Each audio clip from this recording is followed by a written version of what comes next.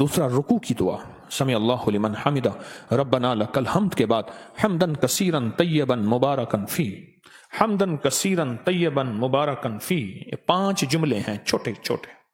حمدن کثیرن طیبن مبارکن فی، یہ 5 جملے ہیں چھوٹے چھوٹے. میں کہتا ہوں زندگی میں جس بندے کے گھٹنے ختم ہو گئے ہوں، سب کچھ گھس گیا ہو، اللہ چلنے کے قابل بنائے گا. کمر کے مہرے، پٹھے، اعصاب اور معذوری سے اللہ بچائے گا. اور حیرت انگیز طور پہ مجھے لوگ جب سے میں نے بتانا شروع کیا ہے، اس دعا کی طاقت یہ ہے. ایک بابا جی دعا دیتے تھے، میں نے کئی بار سنی، ایک سے نہیں کئی دفعہ سنی.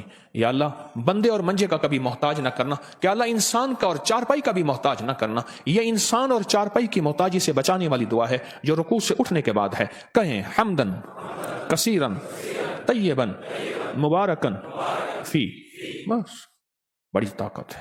کیوں؟ اللہ کی عظمت ہے. اے اللہ ساری حمد تیرے لیے، اور بہت کثیر اور بہت پاک اور بہت مبارک. ساری حمد تیرے لیے، ساری تعریفیں تیرے لیے، ساری ثنائیں تیرے لیے، اور ساری عزتیں تیرے لیے، سارے تخت تیرے لیے، سارے تاج تیرے لیے، ساری سربلندیاں تیرے لیے.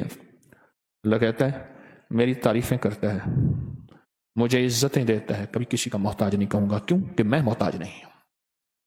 اللہ محتاج ہے، لہذا کسی کا محتاج نہیں کروں گا انشاءاللہ.